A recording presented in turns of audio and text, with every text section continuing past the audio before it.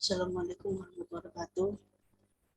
Nama saya Andi Prastawan, NBM 210710276 dari kelas G226.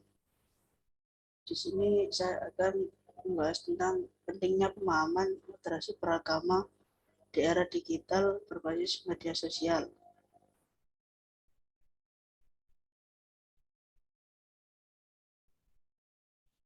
Literasi beragama adalah hal yang penting dalam kehidupan beragama, mengingat masyarakat Indonesia yang bersifat plural dan multikultural.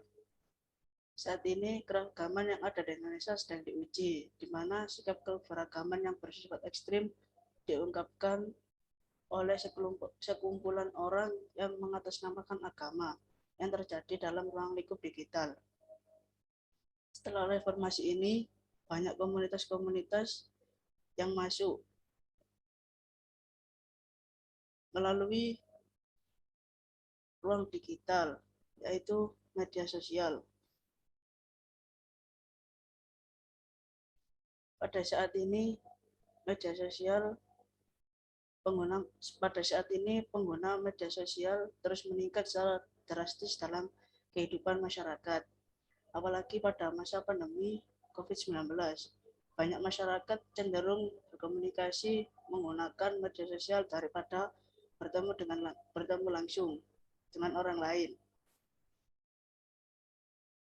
Pada ruang lingkup digital ini, kegiatan keagamaan semakin mudah untuk diperlihatkan oleh masyarakat luas, seperti adanya konten-konten dakwah, syiar, dan kegiatan berdonasi untuk korban bencana alam yang di-share melalui media sosial. Dan juga dengan adanya media sosial ini, masyarakat menjadikannya sebagai sumber untuk mencari informasi yang berhubungan dengan agama dan dapat mempengaruhi masyarakat sendiri, yaitu cara beragamanya.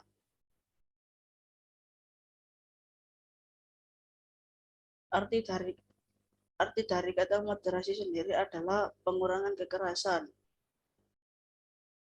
dan selalu hidup berdampingan. Jadi dalam moderasi beragama ini diajarkan untuk selalu hidup berdampingan tanpa adanya kekerasan antara individu yang satu dengan individu yang lainnya ataupun dengan institusi negara. Dengan adanya moderasi ini dapat menjadikan seseorang memiliki 3 karakter utama, yaitu bijaksana, tulus, dan berani. Moderasi beragama ini juga dapat menumbuhkan sikap saling menghargai antar komunitas dan antar agama. Untuk menerapkan moderasi beragama dapat dilakukan secara langsung ataupun melalui media digital.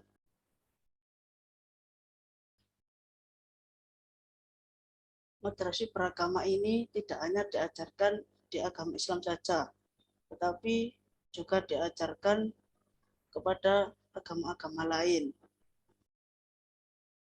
agar tidak terjadi konflik antara agama yang satu dengan agama yang lainnya.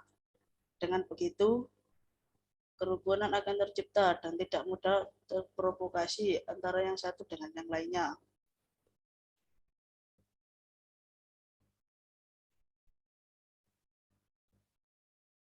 Karena dengan munculnya ruang digital ini sering terjadi perpecahan dan karena kesalahpahaman. Konflik itu berasal dari netizen yang menyudutkan antar komunitas. Selain itu, isu yang muncul di media sosial umumnya berhubungan dengan isu politik, isu lingkungan, isu kesehatan, dan isu tentang negara dan warganya.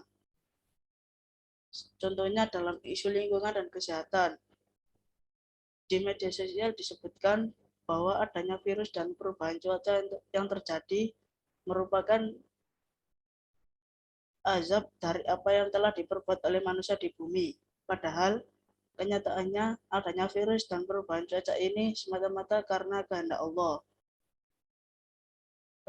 Contoh kasus lain yang ada di media sosial adalah aksi bully yang dilakukan oleh netizen berupa hujatan yang menyudutkan antar kelompok beragama. Terdapat kelompok beragama yang memiliki gelar Bani atau kaum jenggot yang dianggap fanatisme dalam beragama oleh netizen. Hujatan tersebut kadang-kadang dimengerti oleh setiap orang, tetapi ada beberapa kelompok yang memahami dan saling berkonflik melalui postingan-postingan di media sosial tersebut. Dalam moderasi beragama ini, peran pemerintah, organisasi Islam, pesantren, terutama diri kita sendiri yang dapat menciptakan konten mengenai pemahaman mengenai moderat di media sosial.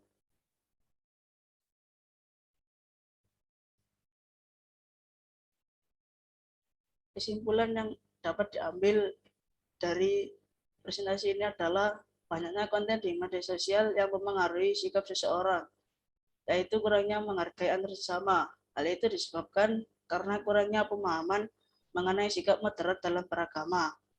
Oleh karena itu, perlu adanya upaya dan semangat dalam menyebarkan dakwah yang berhubungan dengan moderasi beragama melalui media sosial, melalui peran berbagai pihak seperti pemerintah, pesantren, dan tokoh-tokoh agama. Dalam hal ini, ilmu pengetahuan sangat penting agar tidak mudah terpengaruh oleh informasi yang mengarah pada perbedaan dan dapat hidup secara berdampingan dan saling menghargai antar sesama. Terima kasih. Wassalamualaikum warahmatullahi wabarakatuh.